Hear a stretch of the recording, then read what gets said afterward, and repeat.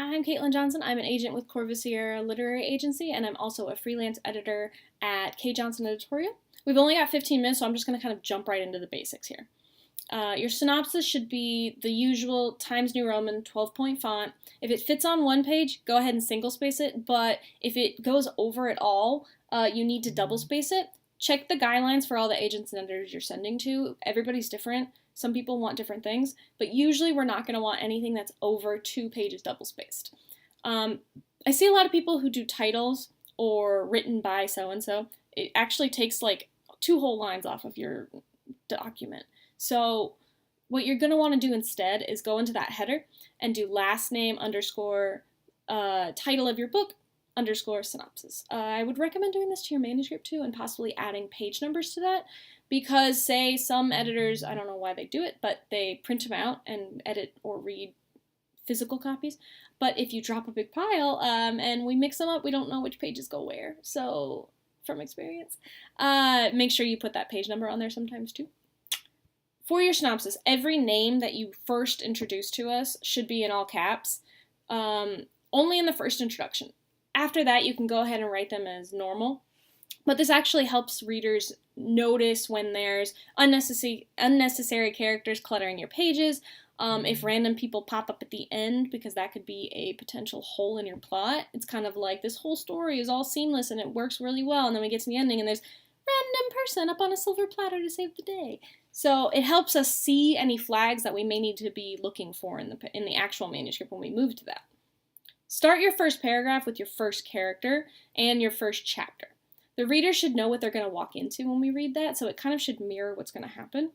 Introduces your main character, the situation they're in, and then the conflict that then pushes them out into the rest of the book. Things you shouldn't do in your first paragraph are begin with a summary of the world or a history background. These sometimes go hand in hand, sometimes different, but we don't need to know that detail. We want to go right into the action and right into your first character. On that note, don't start with a character list. I've oddly seen people list out their character names, roles in the book, their appearances, their personalities, stuff like that. Don't do that. It's not like a page we can just cancel out and be like, this isn't part of your 2 pages. It is, so don't do that. Lastly, don't just repeat your query letter. We see that a lot. Don't take your query and then copy and paste it into the synopsis block. There's very different documents. The query should be a pitch and a hook. Synopsis is going to literally be a structure, kind of like a spoiler document that tells us beginning, middle, and end. So once you move past that first paragraph, for the rest of the synopsis, think of it this way. Your beginning, again I said, inciting event, and ending. There are also other names for it: setup, confrontation, and resolution. Use whichever one for you gets you in the right headspace for it, basically. Your setup or your beginning is going to be that character intro, the world building, which is going to be sparse. You don't want to do too many detailed terminology, basically, because we're going to start getting cluttered and it's going to take up a lot of your space, and we're going to get confused trying to remember all those details. And then we're also going to need to know the conflict again that pushes the character out into the rest of the story. Your confrontation or your inciting event, that's where all your character growth happens. That's where we get to know them a lot more, where we learn their reasoning and their motivation and stuff like that, who they're with, what they do. Basically, it's the journey of the novel, and that can be any genre. Something goes wrong, they hit another obstacle, they make some big discovery. It's where we're going to get to know your characters, get to know why they're doing what they're doing, and get to know their goals. Finally, the resolution or the ending is going to be basically rock bottom for your character. It's where they're overcoming some internal conflict. It's near the final climax and the ending, which there's a difference between climax and ending, which most people don't know. It's almost like, the before and after the battle. If you tell me that they've run away and they get into this battle and they win, that's not your ending technically. That's the climax. The fighting of the battle is the climax. The ending is what happens afterward, and the guy is crowned king for defeating the dragon during the war, something like that. Make sure you have a differentiation in your synopsis about that, because sometimes people leave it out and we just don't know the ending. I'll talk more about the ending later, by the way. All of those of you who are questioning in your mind right now about including the ending, because I've had lots of people argue with me on that. As I said in the first paragraph, we should be prepared for the opening scene. Then you're going to use what I call filler bits to show how you get from one place to the other. So from beginning to middle, middle to end. basically it's going to be ramping up your story. So the filler bits help connect all of it. They should be short. They should be 3 sentences tops, probably.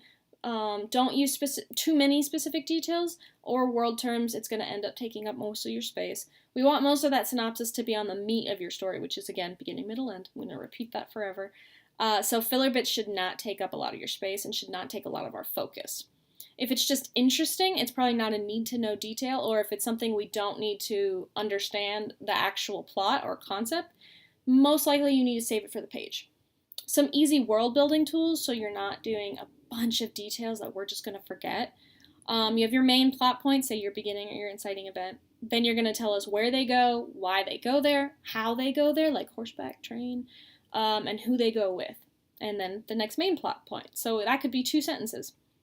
After that inciting event and your extra filler bits again, because you should have filler bits on each side of every big main plot conflict, tell us the ending. I'm back to this again. It's a must. I know a lot of you think it's not, but it is. Some agents won't read it, it's true. Some like to be surprised. Others, like me, are going to be really upset if you don't include the ending. We need it in case it has things like, say, warnings or trapdoors or things that we don't want to confront or read about, like rape or animal abuse or miscarriages, stuff like that. I don't read those. So it's a flag immediately of I'm not the right agent for you or for this story. So that really helps us know what we're going into. And also you don't want to force somebody to read something that could trigger them or hurt them. It also helps us see if you know how to write an ending well. If it's a series, you provide closure to the reader. If it's standalone or series, you can give us a satisfactory ending that ties up knots, doesn't leave things too open-ended unless you're intending for certain elements to. It helps us see kind of what your level is. People get hung up a lot on subplots. These are kind of details, hints, characters that don't play major roles until, say, the next book or just in this general book at all. Elements that don't go into effect till the sequel, and then emotions and justifications and unnecessary locations. Those are the 3 big ones. We don't need to know every little thing or reaction the character has to every event. We don't need to know their justification of doing things, why they're doing it all the time. And we don't need to know random places that don't actually adhere to the plot. That's a filler bit kind of thing, but most of the time we don't need to know them. Now, if you're doing multiple points of views, which gets tricky, obviously, usually if you have just 2, there's 2 leads, like a love interest or a dual POV or arch and nemesis kind of thing. Usually you can find one that's stronger than the other, who can kind of give us a broader view. That goes for many points of views as well. Like I know a lot of people do 4 sometimes now.